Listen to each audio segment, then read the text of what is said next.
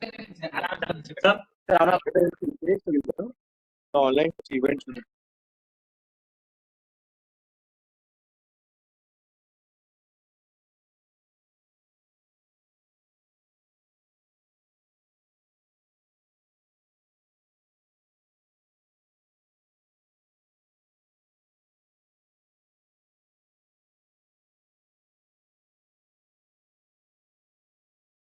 Welcome everyone.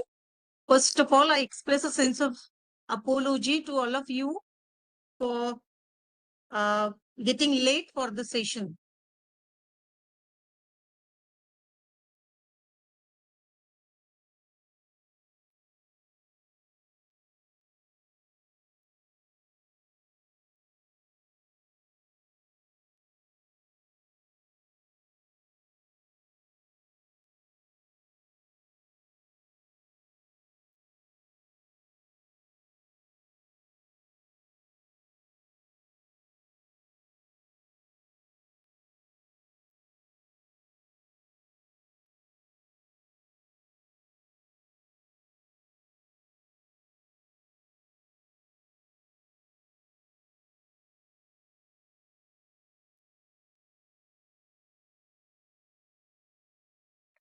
Resource person for today's session, Mr. Mandar Morone, Dr. Abhay Mudgal sir, Principal VMB College, Dr. Kapil Singhal sir, Head Department of English, Vasantrao Naik, Government Institute of Arts and Social Sciences, Nagpur, Principal Rajkumar Kevalramani Kanya Mahavidyalaya, Dr. Anita Chandwani Madam, all respected teachers and dear participants.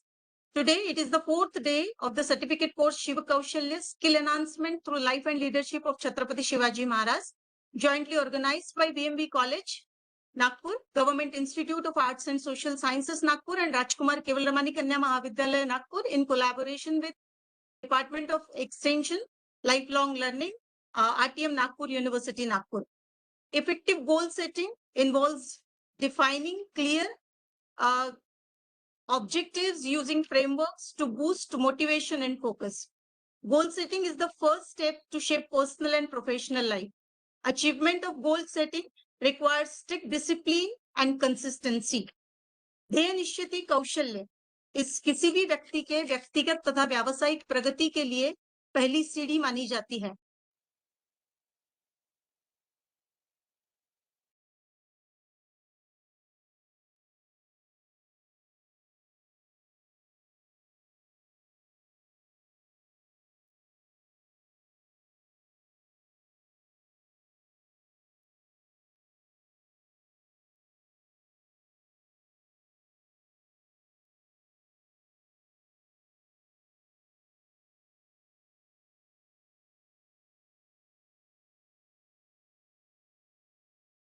पर अपने विचार व्यक्त करने हमारे मध्य में श्री मंदार मोरोणे जी उपस्थित हैं.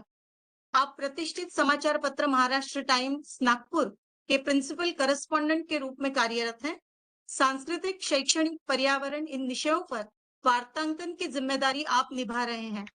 पूना विद्यापीठ से आपने मास कम्युनिकेशन इस विषय में पदवी प्राप्त की है. गत 19 सालों से आप पत्रकारिता के क्षेत्र में कार्यरत हैं. द हितवाद, लोकसत्ता इन समाचार पत्रों में आपने कार्य किया है. विदर्भ साहित्य संघ का हरिकिशन अग्रवाल स्मृति पुरस्कार, अखिल भारतीय मराठी नाट्य परिषद का सांस्कृतिक पत्र पुरस्कार, पत्रकारिता पुरस्कार, विश्व संवाद केंद्र द्वारा नारद पुरस्कार आदि सम्मानों से आपको नवाजा गया है. यूनिसेफ के सहायता में आपने मेलघाट में भी कार्य किया है. तीनों महाविद्यालय की ओर से आपका स्वागत करती हूँ और आप ध्येय निश्चिति छत्रपति शिवाजी महाराज की जीवनी से इस विषय पर छात्राओं का मार्गदर्शन करेंगे. I request Morone sir to guide the students on the topic goal setting skills of Chhatrapati Shivaji Maharaj. Welcome to you, sir, and over to you. Thank you. Dr. Mori, thanks for inviting me for this lecture, and congratulations to all organizers for organizing such a good certificate course. Am I audible properly? Yes, sir, you are audible. Yes, thank you. So before starting, I would like to share my PPT. Just give me 2 minutes.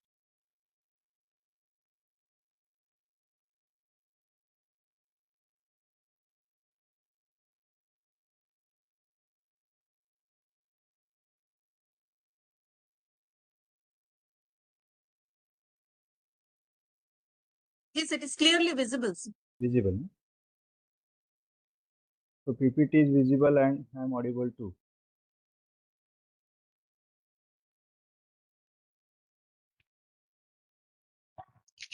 Yes, sir.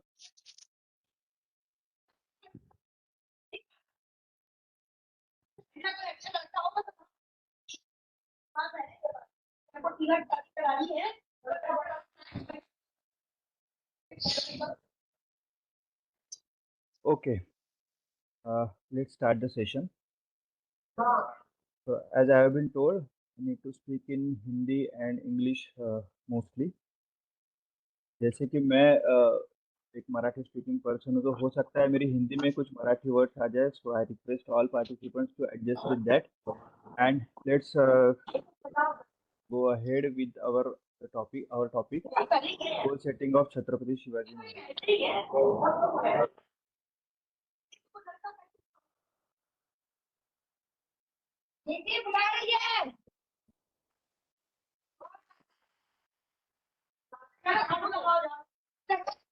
Pooja madam, please keep yourself mute. Pooja Pandya madam, please keep yourself mute, ma'am.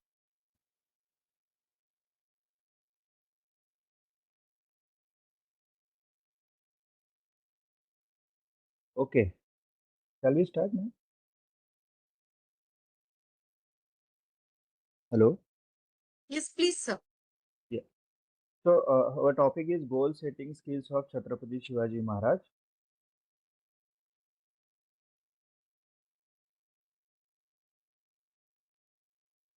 What is goal setting? Just go through the basic concept of goal setting.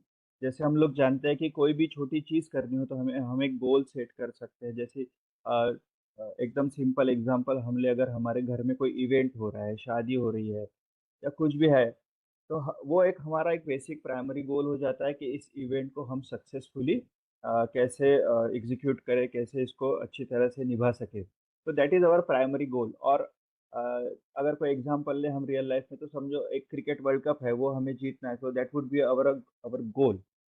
So once the goal is decided, we start trying for the achievement of that goal, and to achieve those goals, we need to do some basic preparations and some work. तो एक बार goal set हो गया तो हमें उस direction में effort हम शुरू कर देते हैं। एक पता है हमें इस दिशा में जाना है, तो हम उस तरीके से एफर्ट्स करना शुरू करते हैं। जैसे कि अगर शादी का ही हमने एग्जांपल ले लिया, किसी इवेंट का एग्जांपल ले लिया, तो इवेंट क्या है, फिर किन लोगों को हमें बुलाना पड़ेगा, कहाँ हमें इवेंट लेना है, इस तरह से हम उस दिशा में अपने एफर्ट शुरू कर देते हैं। एक बार गोल डिसाइड हो गया तो उसी दिशा में, और वही एक सोच रखे कि हमारे पास समय कम है, तो कम समय में हमें ये अचीव करना है टारगेट, तो हम फोकस्ड हो जाते हैं वो गोल अचीव करने के लिए। एक मोटिवेशन रहता है कि अच्छी तरीके से होना चाहिए। अगर वर्ल्ड कप है तो वर्ल्ड कप हमें जीतना है, तो उस तरीके से हम एफर्ट्स करने लग जाते हैं। और एक बार हम फोकस्ड और मोटिवेट होकर काम करना शुरू कर दिए तो हमारा डिसीजन मेकिंग भी उसी तरीके से होता है। हमारे कॉलेज में कोई गैदरिंग है, एनुअल फंक्शन है, उसमें हम कोई प्ले कर रहे हैं या डांस कर रहे हैं, तो वो डांस में हम कौन लोग रहेंगे, कौन डांस करेगा, म्यूजिक कौन प्ले करेगा, इस तरीके से छोटे छोटे डिसीजंस जो होते हैं, तो हम एक अपना गोल अचीव करने के लिए वो डिसीजंस लेना अच्छी तरीके से लेना शुरू कर देते हैं। और फिर उस दिशा में हमारे एफर्ट शुरू होते हैं। हमारे पास समय कम होता है, तो एक 6 महीने में हमें गोल अचीव करना है। अगर एग्जाम है 3 महीने में, तो 3 महीने में हमें कैसे प्रिपरेशंस करनी पड़ेगी, उसके लिए टाइम मैनेजमेंट कैसे करना पड़ेगा, ये सारी सोच हमारे दिमाग में शुरू हो जाती है। फिर हम उस गोल को, एक लंबा गोल है, 2 साल बाद कोई एक वर्ल्ड कप है और उसे हमें जीतने के लिए प्रिपरेशन शुरू करनी है, तो 2 साल बाद है, इसलिए बैठ नहीं सकते, उसको शॉर्ट टर्म गोल्स में हम डिवाइड कर देते हैं कि 1 महीने में हम क्या अचीव करेंगे, 2 महीने में हम क्या अचीव कर सकते हैं। फॉर एग्जाम्पल फिजिकल फिटनेस लानी है किसी को 6 महीने में, तो पहले महीने में हम कितना सेटअप कर सकते हैं, कितना आगे बढ़ सकते हैं, ये हो गया एक शॉर्ट टर्म गोल। और लॉन्ग टर्म गोल ऐसा होता है कि कुछ जो काम करने के बाद 1 महीने में हम क्या अचीव कर पाएंगे, डेली गोल। और 1 महीने में, 1 हफ्ते में, 2 महीने में हम क्या अचीव कर पाएंगे, तो हम हमारे एक लार्जर गोल को शॉर्ट टर्म गोल और लॉन्ग टर्म गोल्स में डिवाइड कर सकते हैं। फिर हमारे ये सब अचीव करते समय हमारे पर्सनल गोल्स भी होते हैं, जैसे कि एक कोई टीम है, स्पोर्ट्स टीम है, तो उसमें एक प्लेयर होगा जो एक फाइनल गोल का तो हिस्सा है कि वर्ल्ड कप जीतना है, लेकिन पर्सनल में क्या कर सकता हूँ, मुझे अच्छे कैसे खेलना है, मैं कैसे कंट्रीब्यूट कर सकता हूँ, इस तरीके से वो सोचता है, वो पर्सनल गोल डिसाइड करता है और फिर टीम का एक लार्जर गोल बनते जाता है। इससे सेल्फ इम्प्रूवमेंट होती जाती है। ऐसे ही करियर और स्टडीज के बारे में भी हो सकता है। किसी को अगर कोई एग्जाम क्रैक करनी है तो उसको वो लॉन्ग टर्म गोल अचीव करने के लिए अ, उस तरीके से शॉर्ट टर्म गोल्स और उस तरीके से प्रिपरेशन शुरू हो जाती है। तो ये एक बार हमने गोल सेटिंग क्या है ये एक बेसिक तरीके से हमने समझ लिया, तो अब हम बढ़ते हैं छत्रपति शिवाजी महाराज की ओर। तो जैसे आप सब लोगों को पता है, छत्रपति शिवाजी महाराज का गोल क्या था?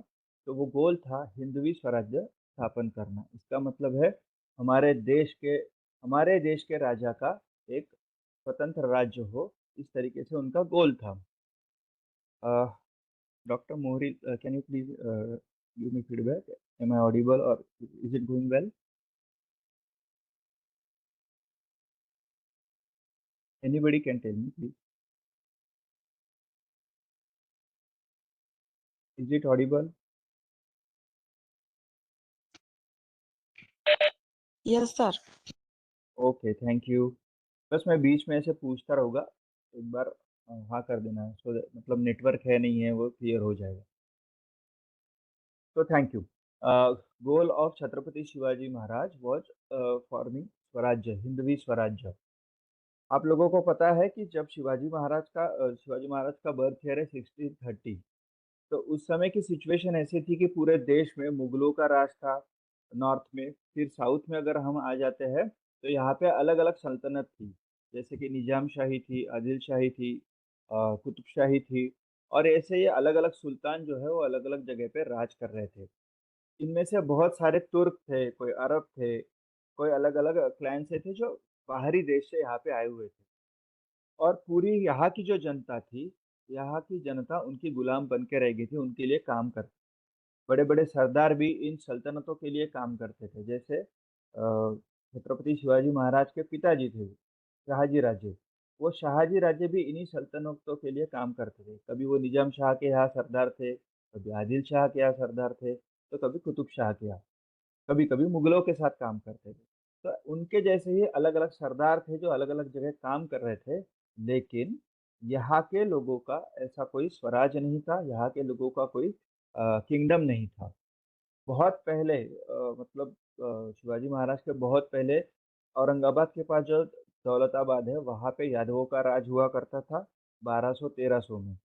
वो जब से उनको डिफीट सहनी पड़ी, उसके बाद से कोई हिंदू स्वराज या कोई इंडियन किंगडम यहाँ पे फॉर्म नहीं हुआ था, और सारे ही सारे गुलाम बन के काम कर रहे थे, या किसी के वतनदार करके या किसी के सरदार बन के काम कर रहे थे।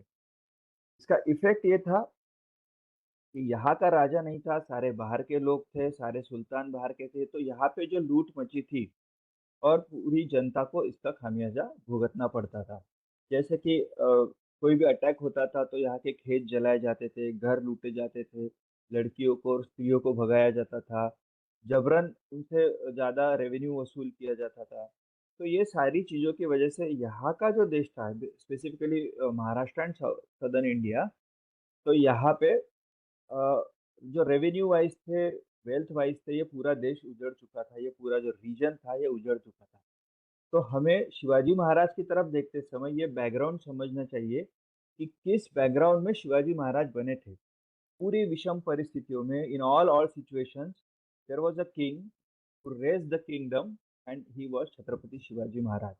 उसके पहले किंगडम हुआ था विजयनगर का। आज आप लोगों को पता होगा, हम्पी, कर्नाटका हम्पी में हम्पी करके आज एक सिटी है, वहाँ यूनेस्को की हेरिटेज साइट है, उसे पहले विजयनगर कहते थे। तो सबसे बड़ा जो यहाँ के राजाओं का राज था या किंगडम था वो विजयनगर था। वो था 1500 के करीब, वो खत्म हो गया था, तो लगभग 250 साल चला था। तो ऐसा कहा जाता है कि विजयनगर इतना अमीर था, आपने तेलानी रामन सुना होगा, तो विजयनगर इतना अमीर था कि उस समय की रोम, इटली की रोम जो सिटी थी, उसके उसके इक्विवेलेंट विजयनगर की वेल्थ थी, इतना वेल्दी वो सिटी थी।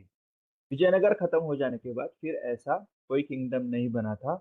और इस बैकग्राउंड में हमें अब देखना है कि छत्रपति शिवाजी महाराज ने कैसे स्वराज का फॉर्मेशन किया। और ये बैकग्राउंड के बाद हम आते हैं कि छत्रपति शिवाजी महाराज जो है, शहाजी राजे ने मुझे उन्हें पूना भेजा था, और वो जब पूना आए, वहां पे कुछ नहीं था, ऑलमोस्ट सब उजाड़ हो चुका था।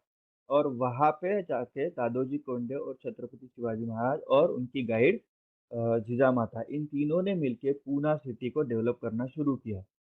पूना के पास कोई रहता नहीं था, आजू बाजू के सारे विलेजेस खत्म हो गए थे, लोग भाग गए थे, ना खेती होती थी ना कोई बिजनेस था। इन तीनों ने मिलके वहां पे अपना काम शुरू किया और लोगों को वापस बुलाना शुरू किया, गांव बसाने शुरू किए, उनको उनके उनके उनके प्रोफेशन वोकेशन शुरू कर दिए, और अलग अलग लोग आके बसने लगे। फिर उन्होंने एक उनका काम शुरू किया। स्वराज फॉर्म करते समय शिवाजी महाराज का ये भी एक था कि ये पूरा का पूरा हमारे संस्कृति पे हमारा स्वराज निर्माण हो, जो भारतीय संस्कृति थी, यहाँ की जो वैल्यूज थी, उस पे ये स्वराज निर्माण हो। वो पहले से जीजामाता का और छत्रपति शिवाजी महाराज दोनों का ये डिसीजन था, और उसके गाइडिंग प्रिंसिपल था वेलफेयर ऑफ पीपल। तो he wanted to form a kingdom for the welfare of people. उस समय ऐसा था, मिडेवल एज है, मध्ययुगीन समाज है, हर कोई अपनी जमींदारी, अपना 4-5 गांव, अपने 10 गांव और अपनी वेल्थ के बारे में सोचता था। शिवाजी महाराज पहले ऐसे लॉन्ग विजनरी किंग थे जिन्होंने सोचा कि वेलफेयर ऑफ पीपल के लिए एक स्टेट फॉर्म किया जाए। आज हम देखिए हमारे इंडियन कॉन्स्टिट्यूशन में आपने देखा होगा कि वेलफेयर ऑफ पीपल के लिए मॉडर्न स्टेट्स बनाए जाते हैं। ये शिवाजी महाराज ने 1630, 1640, 1650 के समय तब उन्होंने सोचा था कि हमारा स्टेट का फॉर्मेशन वेलफेयर ऑफ पीपल के लिए होगा। और ये उनका अब लॉन्ग टर्म जो गोल हो गया, जैसे मैंने बताया, स्वराज का फॉर्मेशन। तो उसके लिए उन्होंने छोटी छोटी स्टेप्स लेना शुरू कर दिया। उनके पास लीगेसी किसकी थी? तो शाहजी और जीजामाता की। शाहजी राजे खुद एक बड़े वॉरियर थे, और उनके पास पूना की जहागिरी थी। तो उन्होंने सोचा कि मैं, उस समय वो बेंगलोर के पास रहते थे, आदिल शाह के पास। तो उन्होंने सोचा कि पूना की तरफ ध्यान देने के लिए अपने फैमिली से कोई भेजा जाए। इसलिए उन्होंने शिवाजी महाराज, जो उस समय सिर्फ 10 साल के थे, और जीजामाता को वहां पे भेजा। देखिए 10 साल के शिवाजी महाराज है, उनके साथ जीजामाता है जो उनको गाइड कर रही है, हर तरीके से डेवलप कर रही है, और दादोजी कोंडे और अलग अलग सरदार थे जो शिवाजी महाराज ने उनके साथ भेजे थे। इन सब ने मिलकर, जैसे मैंने बताया, पूना को बसाना शुरू किया। अब लॉन्ग टर्म गोल अचीव करने के लिए अगर किंगडम फॉर्म करना है तो उसके लिए साथी लगेंगे। ये साथी शिवाजी महाराज ने अपने बचपन के ही सालों में जमा करना शुरू किया। वो एक मोटिव था, स्वराज फॉर्म करना है, एक सेना खड़ी करनी है, इसलिए उन्होंने 10-12 साल की उम्र से ही उन्होंने अपने साथियों को जमा करना शुरू किया। ये पूना और पूना के अराउंड जो एरिया है उसको बोलते हैं मावल, MAWL, मावल। इस मावल रीजन से उन्होंने अपने फ्रेंड्स को कलेक्ट करना शुरू किया। ये सारे वही के खेती बाड़ी करने वाले, या कोई सीधा साधा काम, स्मॉल बिजनेसेस करने वाले ऐसे लोग थे। ये कोई वॉरियर क्लैन से नहीं आते थे, लेकिन एक आम पब्लिक थी, कॉमन पीपल थे, उनमें से उन्होंने अपने दोस्त जमा करना शुरू किया, और धीरे धीरे देखते उन्होंने अपनी छोटी सी एक सेना खड़ी कर दी। आप उम्र देखिए उस समय, 10 साल में वो पुणे आए थे। और मैं अगला पॉइंट जो है, oath taking at Raireshwar. Raireshwar एक मंदिर है, वो शंकर जी का मंदिर था, वहां पे वो अपने दोस्तों को लेके गए, और उन्होंने वहां पे शपथ ली, वहां पे उन्होंने ओथ ली कि हम क्या करेंगे, हम हिंदवी स्वराज की स्थापना करेंगे। A kingdom of Hindus, a kingdom of Indians, a kingdom of native Indians.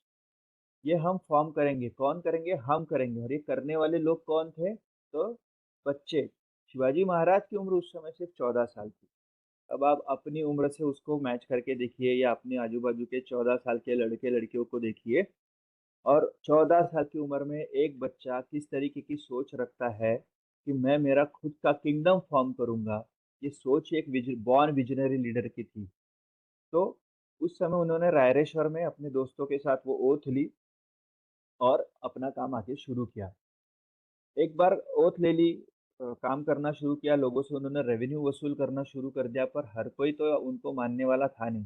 वहाँ पहले से भी कुछ वतनदार थे, कुछ सरदार थे, वो अपोज़ करने लग गए।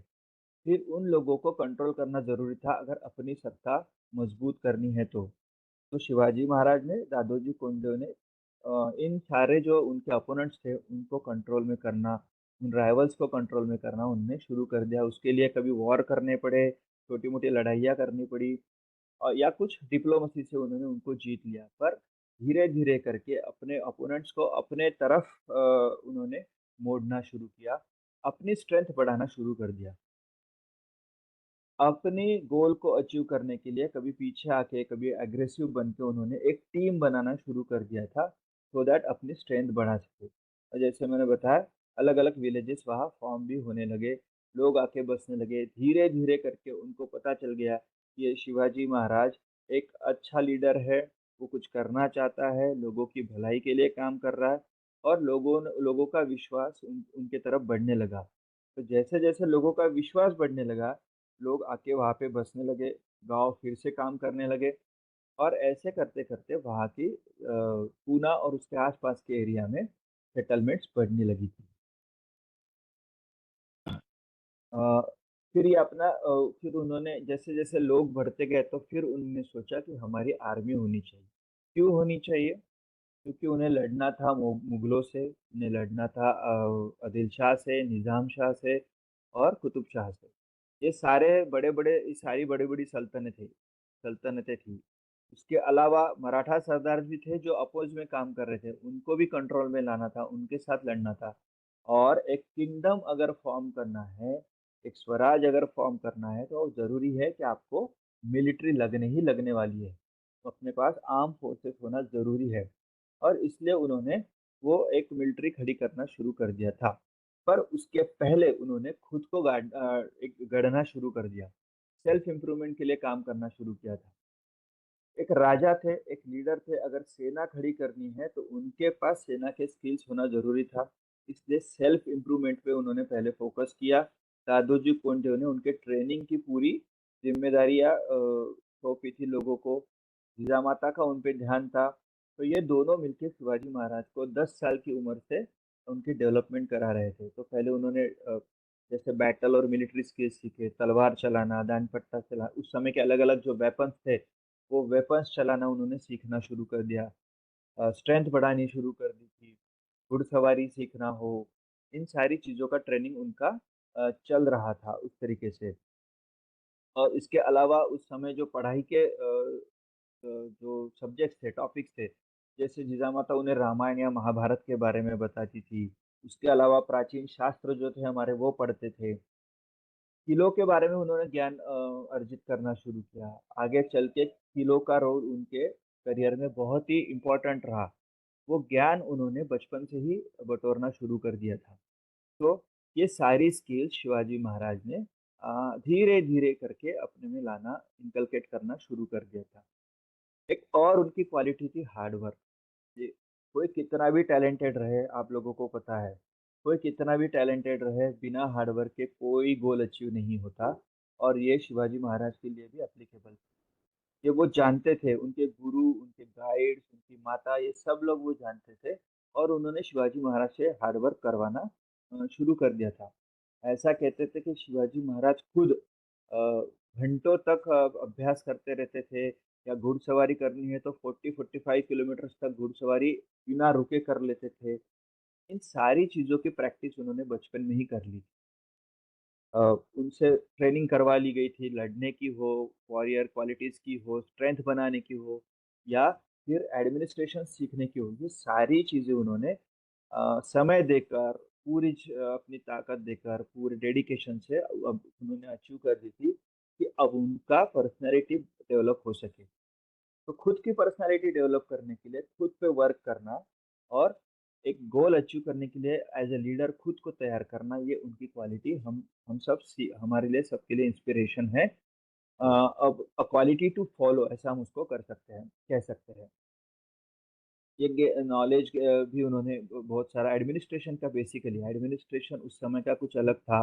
लोगों से रेवेन्यू लेना है, कायदे-कानून सीखने हैं, उनके कल्चर को सीखना है, फिर उनको एक्सेप्ट करना है। ये सारी चीज़ें उस समय नॉलेज में इंक्लूड होती थी।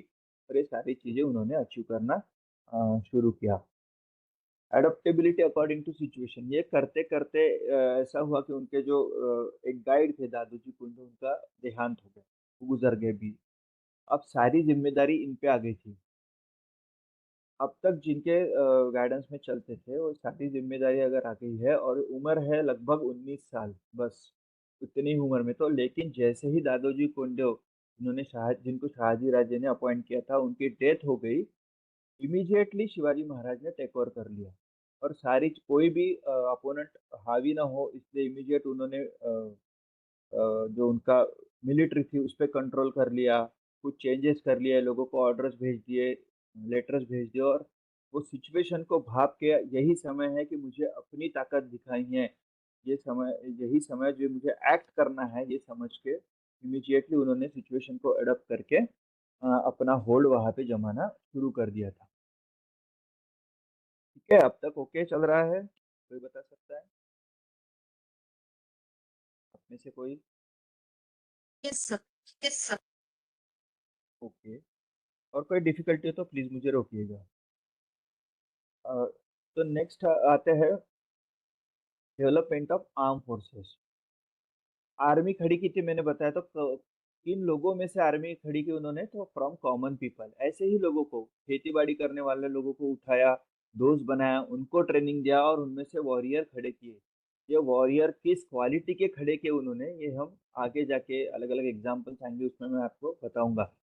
पर एक सिर्फ कॉमन लोगों को मोटिवेट करके उनमें से अपनी टीम डेवलप करना, उनमें से एक आर्मी खड़ी करना, ऐसी आर्मी जो वेल ट्रेंड, वेल इक्विप सल्तनतों के साथ लड़ सके, ऐसी आर्मी खड़ी करने का बहुत बड़ा काम उन्होंने शिवाजी महाराज ने किया था।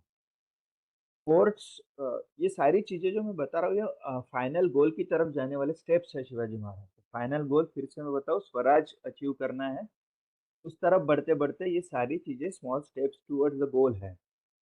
तो building and winning forts, forts Shivaji Maharaj के सबसे बड़े एसेट्स थे, सबसे बड़ी ताकत हिंदवी स्वराज की फोर्ट्स थी। ऐसा बताया जाता है कि when Shivaji Maharaj was at his peak, Swaraj जब पीक पे था तो हिंदवी स्वराज में लगभग 300 किले थे। और 300 किलो पे से शिवाजी महाराज राज करते थे, मतलब उनके अलग अलग सरदार वहां पे थे और पूरा स्वराज इसकी बदौलत चलता था। तो इन किलों का इम्पोर्टेंस शिवाजी महाराज ने बहुत पहले भाप लिया था। अगर आप देखें, आपको महाराष्ट्र का नक्शा अगर पता होगा, तो शिवाजी महाराज का राज जिन जिलों में था वो सारा आज का वेस्टर्न महाराष्ट्र है। जैसे कि पूना से लेके कोल्हापुर, सांगली, सातारा, फिर उधर जाके कोकण की पूरी कोस्ट लाइन, इन सारी जगहों पे शिवाजी महाराज का बेसिक राज था शुरुआत के समय में। फिर नीचे नीचे जाते गए वो चेन्नई तक और तंजावर तक उनका राज बढ़ते गया था। तो इन सारी जगहों पे सह्याद्री पर्वत था, आपको पता होगा सह्याद्री माउंटेन है, वो सह्याद्री पर्वतों में ये सारे किले सेट थे। कुछ किले पहले से थे, शिवाजी महाराज ने उनके विजनरी, वो विजनरी तो थे, तो उसी विजन से उन्होंने ये सारे किले जीतना शुरू कर दिया। तोरना किला लिया, पूना के पास सिंहगढ़ किला है, वो है आपको पता है, कोल्हापुर के पास पन्हागढ़ है। इन किलों की लोकेशंस आप देखिए, स्ट्रेटेजिक लोकेशंस रहती थी। अगर आप किसी किले पे गए होंगे तो आप उस किले पे जाके देखिएगा, तो आसपास का एक कुछ किलोमीटर का एरिया वो किले से आराम से दिखता था और कंट्रोल हो सकता था। तो सारे किले स्ट्रेटेजिक लोकेशंस पे थे। कुछ किले उन्होंने जीते, बहुत सारे उन्होंने रीबिल्ड किए या उनका मेंटेनेंस किया। और लगातार जब तक वो राजा थे तब तक उन्होंने किलों की तरफ कभी भी निग्लिजेंस नहीं किया, वेल इक्विप किले रखे और बड़ी बड़ी सल्तनतों को इन किलों के सहारे उन्होंने परास्त कर दिया था। तो बिल्डिंग एंड विनिंग फोर्स, ये उन पर उनके बहुत भरोसे की चीज रही रही थी। नेवल फोर्सेस, आप लोगों में से किसी ने सुना होगा कि इंडिया में कभी नेवल फोर्स था ही नहीं, जबकि ये गलत बात है, ऐसा नहीं था। साउथ इंडिया के लोग जो थे, चोल थे, पांड्या थे, अगर आप में से कोई हिस्ट्री के स्टूडेंट है तो ये जो किंगडम्स थे वो साउथ ईस्ट एशिया में व्यापार करते थे, ट्रेड करते थे, बिजनेस करते थे। तो नेवल फोर्सेस हमारे पास थी। पर मिलिट्री, उसके बाद एक 200-250 साल का ऐसा पीरियड आता है इंडिया में जिसमें नेवल फोर्सेस की तरफ हमारा ध्यान थोड़ा कम हो गया था। उसकी बदौलत पोर्तुगीज, डच और ब्रिटिशर्स यहाँ पे आने लग गए थे। शिवाजी महाराज उस समय के पहले ऐसे राजा थे कि जिन्होंने नेवल फोर्स बढ़ाने की तरफ ध्यान दिया। मराठी में इसे कहते हैं आरमार या नेवी। आज की भाषा में हम उसे कहें हमारी नेवी। तो शिवाजी महाराज ने नेवी फॉर्म करने के लिए एफर्ट शुरू कर दिए थे। उनके पास कोई इसका ज्ञान नहीं था। मराठों के पास नेवल फोर्सेस क्रिएट करने वाले या जहाज बांधने वाले, शिप बिल्डिंग वाले कोई लोग थे नहीं। तो जो नॉलेज हमारे पास नहीं है, तो उसके लिए बैठ जाए हाथ पे हाथ धर रखे, ऐसा तो हो नहीं सकता। किसी और के पास जाके वो नॉलेज गेन करे और फिर उसका इस्तेमाल अपने बेनिफिट के लिए करे। ये सोच लेकर शिवाजी महाराज गए पोर्तुगीजों के पास और पोर्तुगीज लोगों की एफर्ट हेल्प लेकर उन्होंने शिप बिल्डिंग सीख लिया, लोग भेजे अपने और छोटी छोटी जहाजें बांधना शुरू कर दिया। पहले उन पूरी कोस्ट लाइन पे, कोंकण की कोस्ट लाइन पे पोर्तुगीज और डच लोगों का राज चलता था। तो वहां पे शिवाजी महाराज ने धीरे से वहां पे एंट्री करना शुरू किया, ट्रेड करने के लिए छोटे छोटे शिप्स भेजना शुरू कर दिया। और जैसे ट्रेड बढ़ता गया, फिर उस पे दो तोपें चला दी, एक माउंट कर दी वहां पे, थोड़ी सी आर्टिलरी रख दी, थोड़े सैनिक रख दिए और एक छोटे से जहाज को फिर बड़े जहाज में तब्दील कर लिया। और धीरे धीरे करके खुद का शिप बिल्डिंग करना भी शिवाजी महाराज ने शुरू कर दिया। एक समय ऐसा आया कि मराठों की नेवी की दहशत, मराठों की नेवी का होल्ड इतना बड़ा कि ब्रिटिशर्स से लेकर पोर्तुगीज तक सब लोगों को इस नेवी से बच के रहना पड़ता था। और नेवी के फोर्सेस तैयार करने के साथ साथ उन्होंने फिर वहां पे भी फोर्स बांधे, सी फोर्स। जैसे आप में से अगर कोई गया होगा, सिंधुदुर्ग का नाम सुना होगा मालवण में, तो सिंधुदुर्ग एक बहुत इंपॉर्टेंट फोर्ट था। समंदर में भी हमारे फोर्ट्स होने चाहिए, तो दैट वहाँ पे हमारे स्टेशंस बनेंगे, हमारा होल्ड रहेगा और पूरी कोस्ट लाइन पे हम कंट्रोल कर सकेंगे। ये फार साइटेडनेस लेकर, ये विजन लेकर उन्होंने वहाँ पे भी सिंधुदुर्ग हो गया, विजयदुर्ग हो गया, मुरुड जंजीरा हो गया। आप अगर मैप लेके बैठ जाए और या एआई पे आप सर्च कर ले कि सी फोर्ट्स ऑफ शिवाजी महाराज, तो आपको एन नंबर ऑफ फोर्ट्स दिख जाएंगे। एक नंबर ऑफ फोर्ट्स वहाँ पे उन्होंने खड़े किए थे, कुछ जीत लिए, कुछ खुद बांधे। और इस तरह से उन्होंने कोस्ट लाइन पे भी अपना होल्ड जमा लिया था। मतलब यहाँ पे सह्याद्री था उनके साथ, माउंटेन्स में वो राज करने लगे थे और दूसरी तरफ उन्होंने कोस्ट लाइन भी अपने पास ले ली। इसका बेनिफिट ये हो गया था कि सागर पर भी सत्ता और जमीन पर भी सत्ता, दोनों तरफ का रेवेन्यू, दोनों तरफ का व्यापार और दोनों तरफ की मिलिट्री पे उनका कंट्रोल। इस तरीके से शिवाजी महाराज ने ये काम करना शुरू कर दिया था। नेक्स्ट पॉइंट आता है development of information network.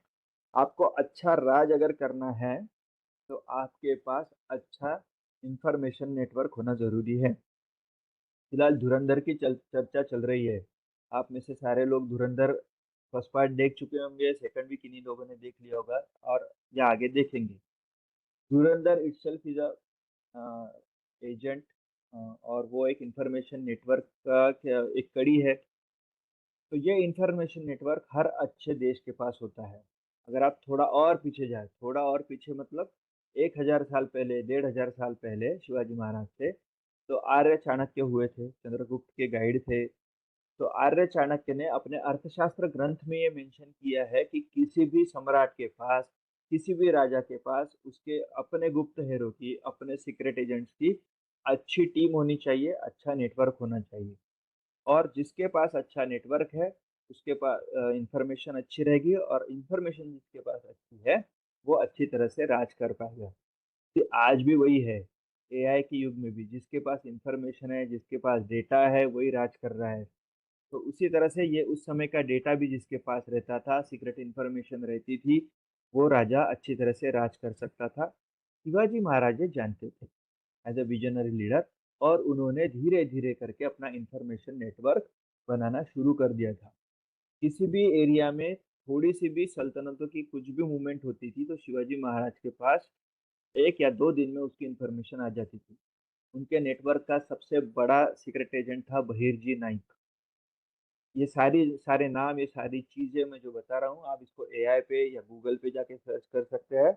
I would recommend, don't go for AI and Google, search for some books for more details and authentic information. So Bahirji Naik was a key member of information network set up, which was headed by Shivaji Maharaj. Bahirji Naik के पास एक बड़ी team थी जो हर जगह हमेशा घूमती रहती थी, अलग अलग भेषों में अलग अलग जगह जाती थी और वहां से इंफॉर्मेशन लाकर शिवाजी महाराज के पास पहुंचाती थी। इस इंफॉर्मेशन के बेसिस पे शिवाजी महाराज अपना अगला कदम क्या होगा, अगली स्ट्रेटेजी क्या होगी, ये सारी चीजें वो सोचते थे, उस हिसाब से डिसीजन लेते।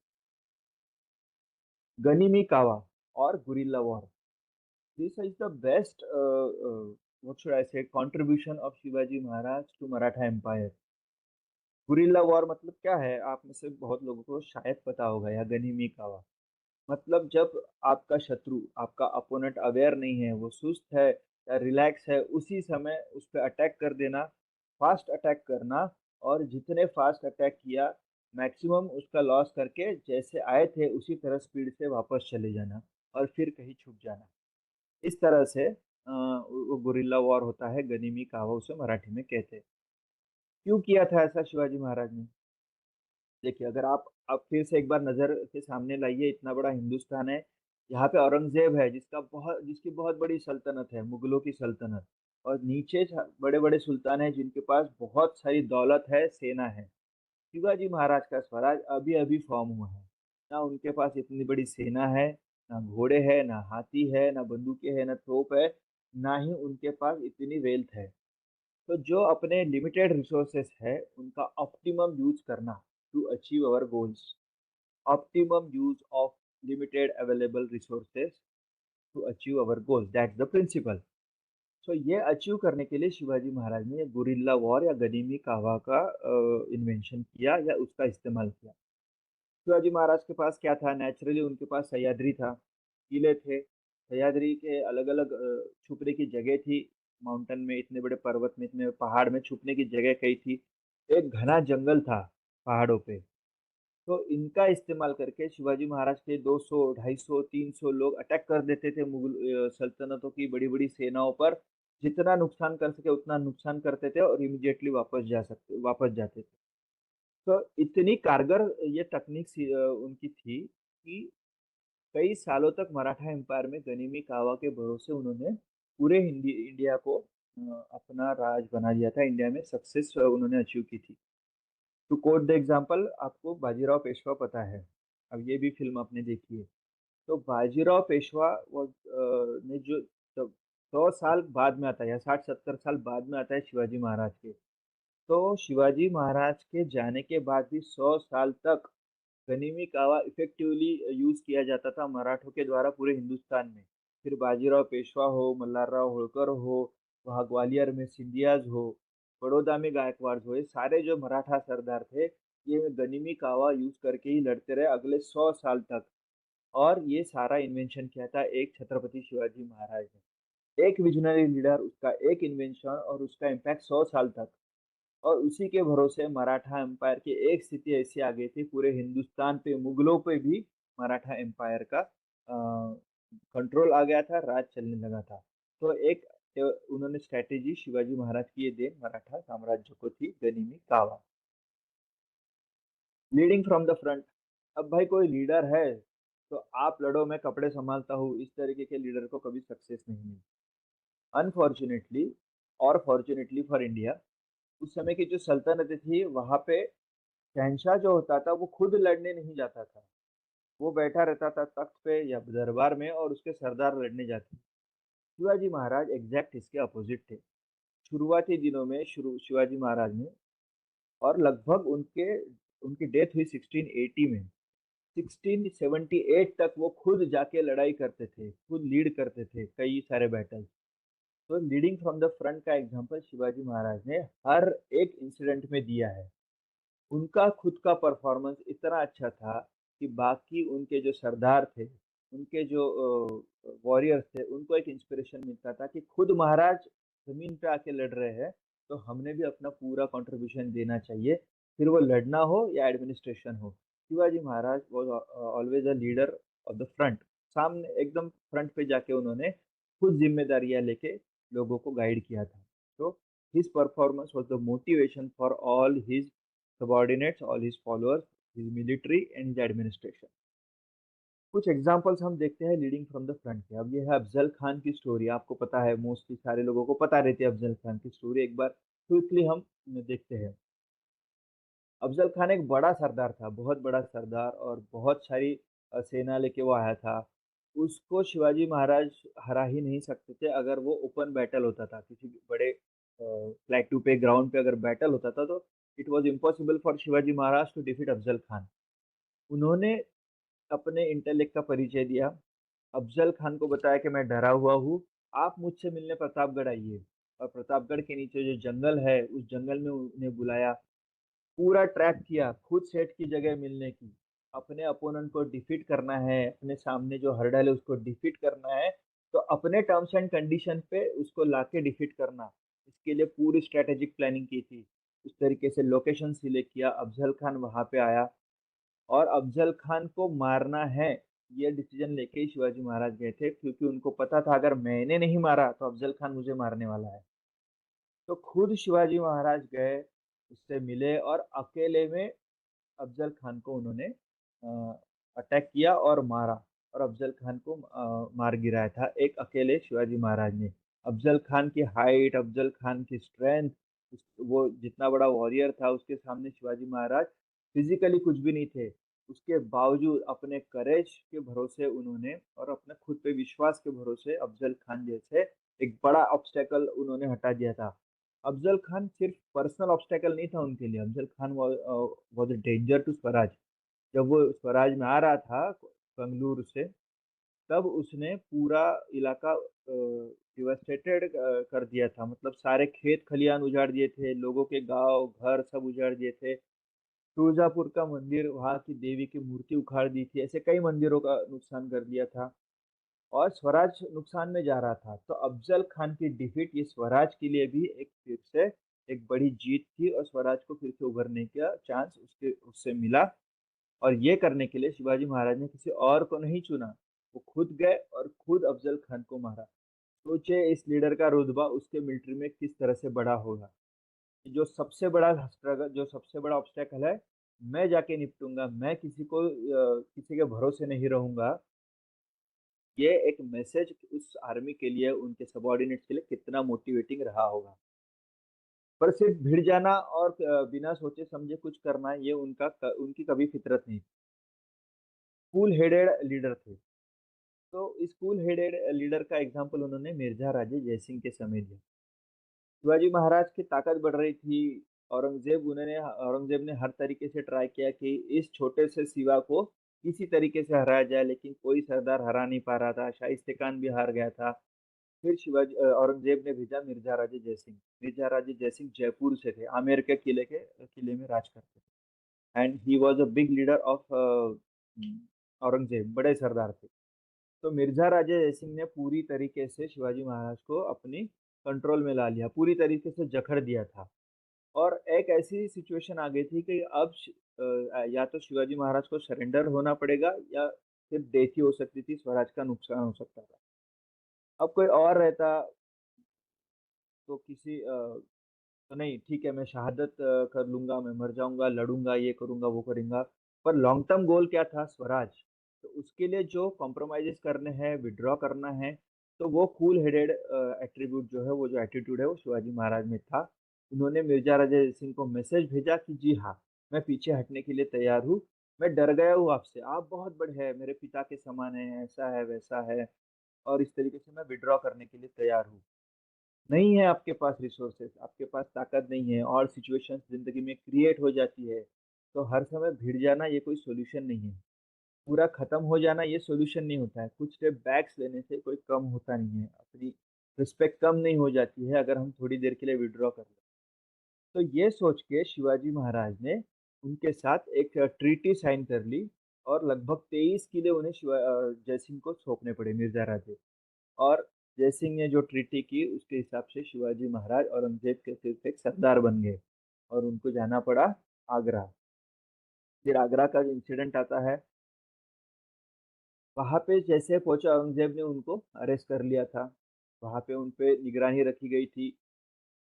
दो तरह के दो टू थ्री लेयर्स की उनके अगेंस्ट सिक्योरिटी लगाई गई थी कि शिवाजी महाराज किसी तरीके से भाग न जाए। अब निकलना तो था, नहीं निकलते तो ये 100% था कि औरंगज़ेब उनको मारने वाला है। तो शिवाजी महाराज ने राइट अपॉर्च्युनिटी देखी कि थोड़े-थोड़े करके उन्होंने बताया मेरी अब तबीयत ठीक नहीं है, ये है, वो है, मैं दान-धर्म करना चाहता हूँ, मिठाई भेजनी है, ये भेजनी है। और ऐसे करते-करते उन्होंने वो अपनी जो उनका सिक्योरिटी थी उनके लिए या जो 3 लेयर सिक्योरिटी औरंगज़ेब ने लगाई थी, वो उन्होंने ढीली कर दी, रिलैक्स हो गए वो लोग और एक जब समय आया, शिवाजी महाराज ने भापा कि यही सही समय है, तो उन मिठाई के बॉक्सेस में बैठकर शिवाजी महाराज आगरा से भाग गए। सोचिए औरंगज़ेब के नाक के नीचे से निकल जाना, ये औरंगज़ेब के लिए बहुत बड़ी डिफीट थी, पर उसके लिए शिवाजी महाराज ने राइट अपॉर्च्युनिटी का वेट किया, पेशेंस। किसी भी गोल को अचीव करने के लिए एक दिन में कुछ होता नहीं है, पेशेंस रखना पड़ता है और ये पेशेंस दिखा के शिवाजी महाराज औरंगज़ेब के घर से वापस आ गए थे। ये औरंगज़ेब के लिए बहुत बड़ी डिफीट थी और शिवाजी महाराज के लिए और स्वराज के लिए बहुत बड़ा सक्सेस। ऐसी ही एक और आती है कि आपको अलग-अलग लोगों से डील करना पड़ता है आपका गोल अचीव करने के लिए। शिवाजी महाराज ने एट ए टाइम औरंगज़ेब से डील किया, निज़ाम शाह से किया, कुतुब शाह से किया, अंग्रेज़, पुर्तगाली, डच, सिद्दी इन सारे लोगों से एक समय डील करते थे। सारों को सँभालते-सँभालते उन्होंने अपने स्वराज को डेवलप किया था। और फिर एक बड़ा मुकाम आता है स्वराज में, coronation of Shivaji Maharaj, achievement of goal. अब आ रही है कि हमें गोल मिल रहा है, सक्सेस मिल रही है। क्यों करना था राज्याभिषेक? कोरोनेशन क्यों चाहिए था? शिवाजी महाराज राज तो कर रहे थे, पर ऐसे तो बहुत लोग थे कि जो छोटे-छोटे सरदार थे। बाकी लोगों के लिए शिवाजी महाराज एक छोटे से सरदार ही थे। अगर उनको राजा की हैसियत प्राप्त करनी थी, तो उनको राज्याभिषेक करना ज़रूरी था।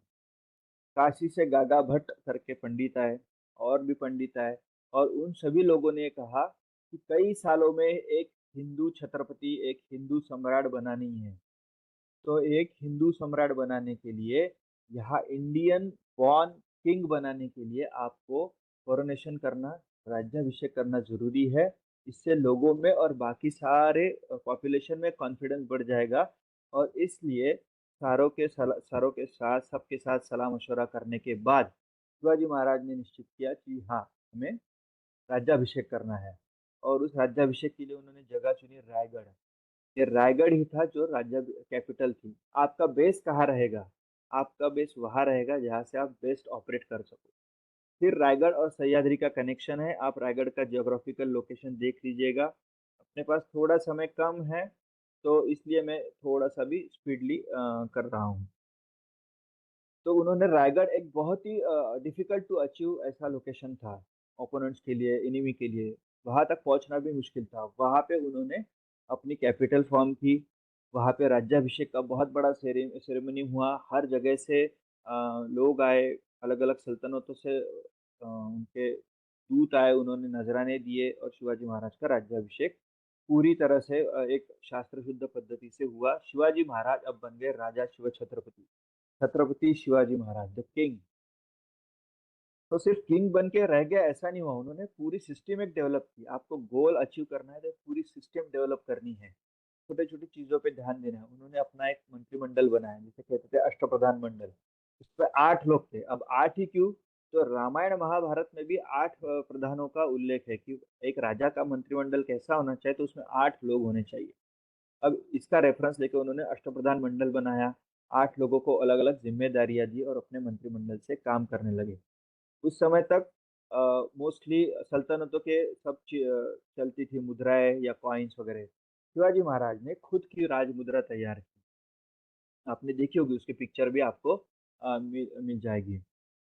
प्रतिपश्चंद्र लेखेव विष्णुवंदिता यहाँ सुनो शिव सैषा मुद्रा भद्राय राजते। ऐसे 4 जो लाइन्स लिखी हुई एक मुद्रा है, आपको वो इंटरनेट पे मिल जाएगी। तो ये राज मुद्रा फॉर्म की किस लिए? तो अब हर जगह शिवाजी महाराज का सील चलने लग गया।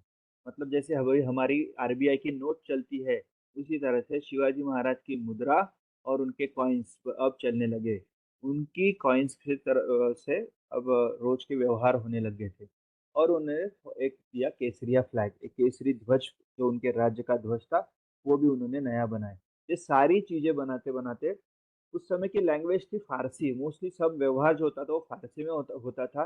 शिवाजी महाराज ने छत्रपति बनने के बाद राज व्यवहार कोश संस्कृत में बना लिया कि यहाँ की जो मूल भाषा है उस भाषा को लेकर उन्होंने राज व्यवहार कोश बना लिया। इस इन सारी चीजों का इम्पैक्ट ये हो गया कि यस, हमारा भी राजा सक्सेसफुली राज कर सकता है, हमारा भी किंगडम बन सकता है। सिर्फ यवनी, सिर्फ अरब, सिर्फ तुर्क्स ये नहीं, तो हम यहाँ के रहने वाले लोग भी सत्ता चला सकते हैं, राज चला सकते हैं। ये मैसेज पूरे हिंदुस्तान में चला गया था। ये कुछ एट्रीब्यूट्स है जिसकी बदौलत शिवाजी महाराज ने उनके गोल अचीव किए। Consistency and discipline. उनकी फौज डिसिप्लिन थी, सल्तनतों की तरह नहीं थी। एक बड़ी सी फौज आ रही है, बहुत ऐश चल रही है, नाच गाना चल रहा है, ऐसा कभी नहीं होता था। शिवाजी महाराज से लेकर बाजीराव पेशवे तक ये एट्रीब्यूट हमेशा रहा कि आपकी फौज हमेशा कम से कम साधनों में और फास्ट काम करेगी। कोई ज्यादा ऐश और आराम नहीं रहेंगे, आपको फौज की तरह रहना है। आगे चल के आपको अगर देखेंगे, सेकेंड वर्ल्ड वॉर में जर्मनी ने ब्लिट्जक्रीग किया था, मतलब बहुत गति से एरोप्लेन से अटैक करना। तो ये ब्लिट्जक्रीग, गति से अटैक करना और तुरंत वापस आना, ये डिसिप्लिन की वजह से होता है। ये शिवाजी महाराज ने उनकी मराठा आर्मी में डाल के रखा था, इंस्टिल कर दिया था, लोगों को उस तरीके से बनाया था। रिस्पेक्ट फॉर वुमन, अब तक ठीक चल रहा है, ओके है। Yes, yes, yes. Okay, thank you. तो रिस्पेक्ट फॉर वुमन, ये तो बहुत बड़ा एट्रीब्यूट एक शिवाजी महाराज ने दिया जो उस समय किसी भी सल्तनत में नहीं था। कोई भी सल्तनत अगर कहीं अटैक करती थी, सबसे बड़ा नुकसान जो होता था वो वहां की महिलाओं का होता था। कोई भी आ रहा है, उठा के ले जा रहा है, रेप्स हो रहे हैं, एट्रोसिटीज हो रही है, गुलाम बनाया जा रहा है, महिलाओं को बेचा जा रहा है, ये आम चीज हो गई थी मिडिवल इंडिया में, मध्ययुगीन भारत में। शिवाजी महाराज ने रिस्पेक्ट फॉर वुमन ये वैल्यू सेट की है। एक रांझा के उनके पाटिल थे, उन्होंने किसी महिला के साथ दुष्कर्म कर लिया था, तो शिवाजी महाराज ने ऑर्डर दी थी कि इनके दोनों हाथ और दोनों पैर कलम कर दिए जाए। उसे कहते थे उस समय चौरंगा बनाना। चौरंगा बनाने का मतलब दोनों हाथ और दोनों पैर कलम कर दो। इतनी सख्त सजा थी वुमेन के साथ अट्रोसिटीज करने के लिए या डिसरिस्पेक्ट करने के लिए। तो शिवाजी महाराज ने बड़ी ही कठोरता से, बड़ी ही डिसिप्लिन से ये वुमेन की रिस्पेक्ट की वैल्यू अपने पूरे स्वराज में सेट की थी। उनका खुद का आचरण भी वैसा रहता था। जस्टिस टू ऑल, आप कोई भी हो, किसी भी तबके से हो, कुछ भी हो, आपका साइड अगर सच्चा है तो शिवाजी महाराज उसको न्याय देते थे। जीजा माता ने और उन्होंने मिलकर ऐसी सिस्टम सेट की थी। जिस समय शिवाजी महाराज किसी बैटल पे रहते थे, रायगढ़ से या उस राजगढ़ से दूर रहते थे, तो जीजा माता ये जस्टिस की सिस्टम चलाती थी। वो लोगों के ग्रीवेंसेस सुनती थी और न्याय देती थी। टीम बिल्डिंग, आपको सबको पता है कि कोई अकेला आदमी कोई बड़ा गोल अचीव नहीं कर सकता, कितना भी टैलेंटेड हो, उसके लिए अच्छी टीम लगती है। और शिवाजी महाराज ने टीम बिल्डिंग बहुत ही खूबसूरत तरीके से की। मैं अ, तो एक एग्जांपल बताना चाहता हूँ कैसे कैसे लोग जोड़े थे उन्होंने। उन, एक अटैक चल रहा था, ये मिर्जा राजे जयसिंह की समय की बात है। तो शिवाजी महाराज मिर्जा राजे जयसिंह के पास गए। मिर्जा राजे ने सोच लिया था कि जब महाराज यहाँ आएंगे तो ऊपर सारे किले पे मराठों पे अटैक करेंगे और खून की होली खेली जाएगी, सो दैट शिवाजी महाराज वो देख के ही शरण आ जाए। पर शिवाजी महाराज के पास एक सरदार था। उस सरदार के पास कोई ऑर्डर नहीं था, कुछ नहीं था। उस सरदार ने अपने साथ 700 वॉरियर्स लिए, 700 सैनिक लिए और कुछ हजार की मुगलों की सेना पे टूट पड़ा। 700 सैनिकों ने मिलकर कई हजार मुगल मार डाले। पर आखिर लड़ता कितनी देर तक? वो सारे शिवाजी महाराज के सैनिक मारे गए, वो सरदार भी मारा गया। लेकिन मुगलों ने इतनी दहशत खा ली कि उसके बाद मिर्जा राजा जब तक वापस नहीं गया, तब तक स्वराज पे कोई हमला नहीं हुआ, किसी ने कोई अटैक नहीं किया। इतने मुगलों को उस अकेले सरदार की लीडरशिप ने मार दिया था। उसका नाम था मुरारबाजी देशपांडे। और ये किला था पुरंदर का किला, जो पुणे के पास है। तो ऐसे लोग खड़े किए थे शिवाजी महाराज ने जो सेल्फ मोटिवेटेड थे। उनको ऑर्डर्स की जरूरत नहीं पड़ती थी। हाँ भाई, कोई बताऊंगा, ये तो मेरा काम नहीं है, किसी ने बताया तो करूंगा, जितने पैसे मिलते हैं उतना ही काम मिलेगा। इस तरह की सोच बहुत सारे लोगों की होती है। हमारे आसपास भी ऐसे लोग होते हैं। पर सेल्फ मोटिवेटेड रहना क्या होता है, सेल्फ मोटिवेटेड पीपल जितने हो उतनी टीम अच्छी रहती है। शिवाजी महाराज ने ऐसे लोग डेवलप किए थे, अपने उदाहरण से किए थे, अपने मोटिवेशन से किए। क्रिएटिंग लीगेसी, कोई भी बड़ा लीडर हो उस वो अपनी लीगेसी क्रिएट करके जाता है। आप मॉडर्न समय के मॉडर्न हिस्ट्री के कोई भी लीडर देख लो, उन्होंने अपनी कुछ लीगेसी अपने फॉलोअर्स तैयार किए हैं। ऐसा कहा जाता है कि एक लीडर मरने के बाद उसके फॉलोअर्स कितने हैं, वो अगर और कितने साल तक वो फॉलोअर्स रहते हैं, उस पर से उसका बड़प्पन तय होता है, उसका ग्रेटनेस तय होता है। तो शिवाजी महाराज की क्या लीगेसी है? मैंने बताया पिछले पॉइंट की मोटिवेटेड लोग। शिवाजी महाराज का देहांत हुआ 1680 में। उसके बाद औरंगजेब आया महाराष्ट्र में, और औरंगजेब ने हर सारे एफर्ट्स ले लिए, पूरे एफर्ट्स कर लिए, खुद यहाँ आके रह गया था, पहले बुरहानपुर में, फिर औरंगाबाद में राजधानी बना ली। खुद 27 साल तक औरंगजेब यहाँ पे रहा। 27 साल तक मराठों ने उसको यहाँ की एक ईंट भी जीतने नहीं दी, स्वराज को जीतने नहीं दिया। शिवाजी महाराज की डेथ हो चुकी थी, संभाजी महाराज को भी मार दिया। यहाँ से राजा राम महाराज को भाग के साउथ इंडिया में जाना पड़ा। ना कोई राजा था, ना छत्रपति था, शाहू छत्रपति थे, वो औरंगजेब के कैद में थे, कोई राजा नहीं था। उसके बावजूद यहाँ के मराठों ने 27 साल तक औरंगजेब को स्वराज जीतने नहीं दिया, लड़ते रहे, सरदार लड़ते रहे। और इसके पीछे था शिवाजी महाराज ने दिया हुआ मोटिवेशन। उसके बाद पेशवाओं का राज आया और वो अगले 100 साल तक लड़ते रहे। तो शिवाजी महाराज के बाद लगभग 150 से 200 साल तक मराठा साम्राज्य लड़ता रहा। इसका मोटिवेशन शिवाजी महाराज ही थे, और ये लीगेसी उन्होंने अपने अचीवमेंट से, अपने कामों से दी थी। Towards the end of our session, क्या हम सीख सकते हैं शिवाजी महाराज से? Setting a big goal. कोई भी अचीव करना है तो आपको एक गोल सेट करना है। हाँ भाई, देख लेंगे, अभी ग्रेजुएट हो जाएंगे, फिर उसके बाद सोचूंगा क्या करना है, पीजी के 2 साल निकलेंगे तब जॉब जाके ढूंढूंगा। इस तरह से नहीं, एक थोड़ा क्लियर, सारे गोल तो डे बाय डे क्लियर हो जाते हैं, लेकिन एक लॉन्ग टर्म गोल, एक थोड़ा सा विजन हर किसी के पास हो तो उस दिशा में एफर्ट्स करना सिंपल हो जाता है, आसान हो जाता है। इस छोटे से गोल को divide it in smaller achievable goals, जैसे शिवाजी महाराज ने किया था। पहले सेना खड़ी करो, किले बनाओ, फिर एडमिनिस्ट्रेशन अच्छा करो, लोगों को जोड़ो, ऐसे छोटे छोटे छोटे।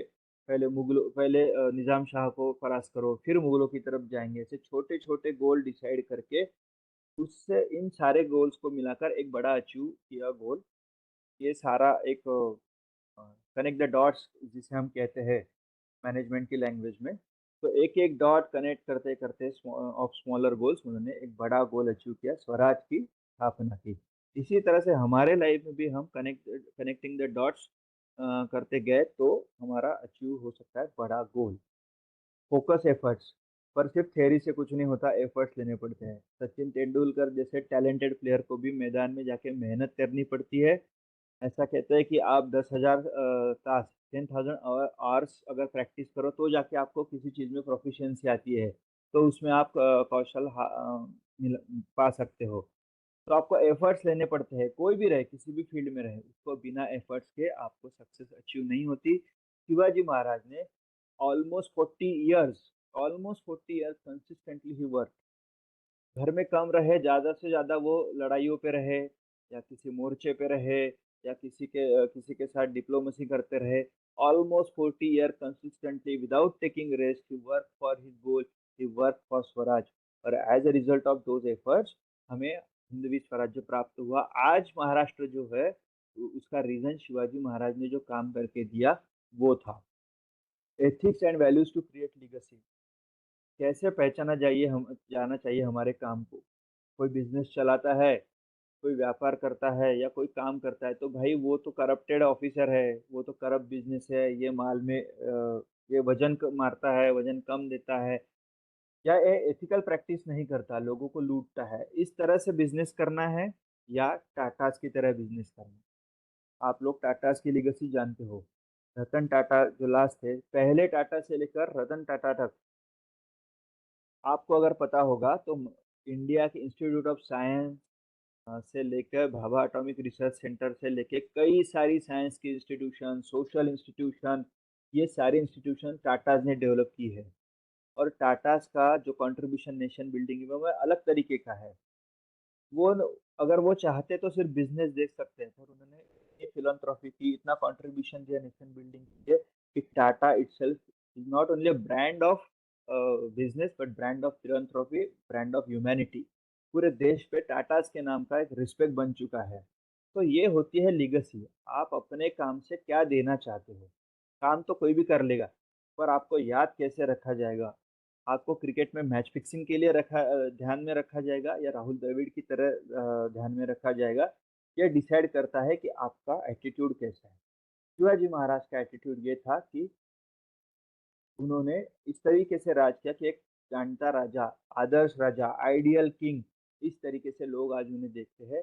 ये और ये हुआ उनके एथिक्स और वैल्यूज की वजह से, जो उन्होंने खुद ने पाली और अपने सेना में, अपने एडमिनिस्ट्रेशन में और अपनी जनता में उन्होंने इंस्टिल की। इसलिए Shivaji Maharaj inspiration for many others. Many others मतलब कौन? तो राजा छत्रसाल थे।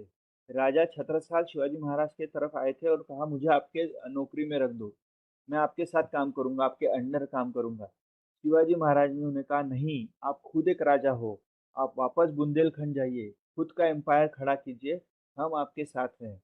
और शिवाजी महाराज की इंस्पिरेशन से लेकर छत्रसाल गए बुंदेलखंड, वहां पे उन्होंने एम्पायर फॉर्म किया। आगे जाके छत्रसाल के बुंदेलखंड पर जब मोहम्मद शाह बंगश ने अटैक किया तो छत्रसाल ने किसे बुलाया हेल्प के लिए? तो बाजीराव पेशवा ने, पेशवा को।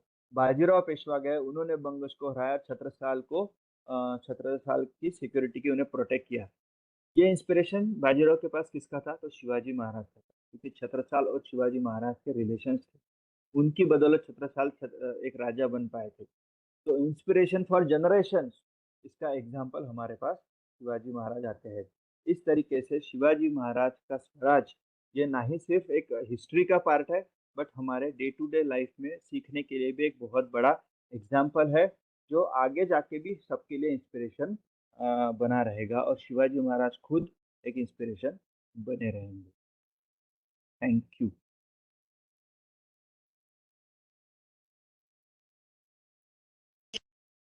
जी, It was indeed a very good session, sir. You किसी को कोई किसी को कोई क्वेश्चन है स्टूडेंट को, पार्टिसिपेंट? सर मैं पूजा नेवारे बीए फाइनल ईयर की छात्रा हूँ। सर मुझे आपसे एक क्वेश्चन पूछना था। जी बोलिए। बड़ी समस्याओं से लड़ते हुए अपना फोकस कैसे बनाए रखें? अगर आपको अपने गोल अचीव करना है तो आप समस्याओं से आराम से निपट सकते हैं। समस्या तो हर किसी को आती है। कुछ लोग होते हैं जो थक के बैठ जाते हैं, पर सॉल्यूशन फाइंडिंग अगर आपका एटीट्यूड होगा तो आपको अपने आप रास्ते मिलना हो जाता है। अगर आप थक के हार के बैठ जाएंगे तो कुछ नहीं होगा। नई टेक्नोलॉजी आ गई, कंप्यूटर आ गया, तो कुछ लोग थक के जॉब, अभी एआई का जमाना चल रहा है, अब एआई आएगा, जॉब्स चले जाएंगे, कैसे होगा, ये होगा, ऐसी चर्चा चल रही है, आपने पढ़ी सुनी होगी। पर जो लोग इसमें से सॉल्यूशन निकाल सकते हैं वो समस्याओं का आराम से हल कर सकते हैं। आप एआई के टूल्स सीख लेंगे, प्रॉम्प्ट कैसे देना ये अगर सीख लेंगे, मोबाइल के टेक्नोलॉजी कैसे यूज करें, टेक्नोलॉजी को कैसे अपने बेनिफिट के लिए यूज कर सके, ऐसा अगर सीख लेंगे तो आप अपने सॉल्यूशन आराम से कैसे भी सिचुएशन बदले आप उसको सॉल्यूशन पा सकते हो। उसी तरह आपका एटीट्यूड उस तरीके से होना है कि कुछ भी हो जाए मैं किसी तरीके से सॉल्यूशन निकाल लूंगा। उसके लिए मैं रिसोर्सेज जमा करूंगा, लोगों से मिलूंगा, गाइडेंस लूंगा, सीखूंगा नई चीज, और फिर जाके आपको उसमें से सॉल्यूशन आराम से मिल जाता है। और ऐसे कई सारे एग्जाम्पल्स है, अपने आसपास भी रहते हैं। और किसी के कोई सवाल? Good afternoon everyone. सर मेरा नाम रोशनी रामानी है, मैं राजकुमार केवल रामानी से हूँ। मेरा सवाल ये है कि सर जब लीडरशिप के लिए अगर कोई लीडर लीडिंग करता है तो कई बार ना कुछ जो टीम में रहते हैं वो ईगो लीडर समझ लेते हैं, तो उस चीज को कैसे मतलब वो किया जाए कि सामने वाले हमें ईगो लीडर ना समझे? लीडर को इगोइस्टिक ना समझे, ऐसा ऐसा पूछ रहे हैं ना, कि लीडर को इगोइस्टिक ना समझे। Hello. You are audible sir. हाँ यस सर, यस सर। हाँ। किसी भी लीडर के लिए ये चैलेंजेस आते हैं कि एक लीडर है, उनको अगर टारगेट अचीव करना है, कोई काम करवा के लेना है किसी से, तो सारे तो एक जैसे नहीं होते हैं। कुछ लोग होते हैं जो काम टालने के आदी होते हैं, तो आपको फोर्सफुली उनसे काम करवा लेना पड़ता है।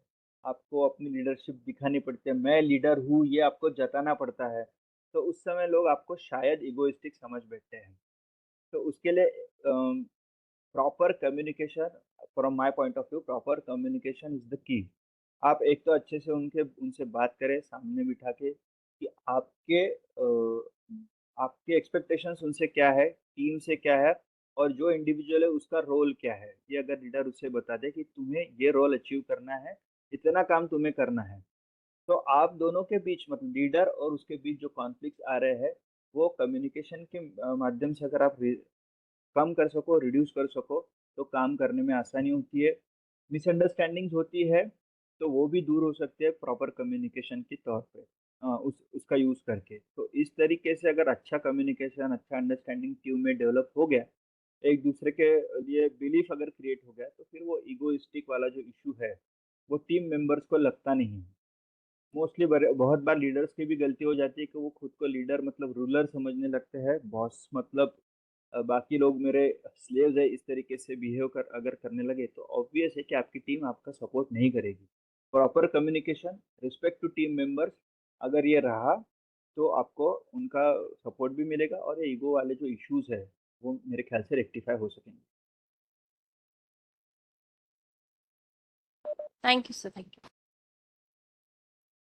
और कोई सवाल है किसी का? Thank you. जब व्यक्ति ध्येय से प्रेरित होता है और उसको पूरा करने की जिद रखता है, तो सफलता तय है।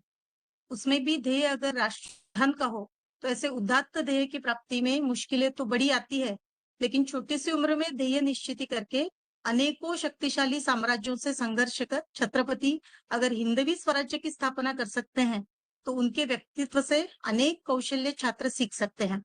और सर ने जैसे बताया, सेल्फ इम्प्रूवमेंट से लेके अचीविंग गोल तक, readiness, adaptability, problem solving, human resource management आदि कौशल्य बच्चे सभी पार्टिसिपेंट्स, यंगस्टर्स सीख सकते हैं। छत्रपति की जीवन के अनेकों प्रसंगों से आपने उनकी ध्येय निश्चिति इस विषय पर बहुत ही रोचक सत्र लिया sir. We are very sure that our participants are highly inspired by your session. तीनों महाविद्यालयों की ओर से इस सत्र के लिए तहे दिल से आपको धन्यवाद देती हूँ। Thank you so much. Thank you very much. अगर सेशन यहाँ खत्म हुआ, ऐसे किसी को डिक्लेयर कर। किसी को कोई फीडबैक देनी है या कोई पूछना है, तो मुझे पर्सनली कांटेक्ट कर सकते डेफिनेटली सर का नंबर हम ग्रुप पे शेयर करेंगे। आपको अगर इस सत्र के विषय में कोई फीडबैक सर को देना है, तो जरूर दीजिएगा। हैं। Thank you so much. Thank you very much.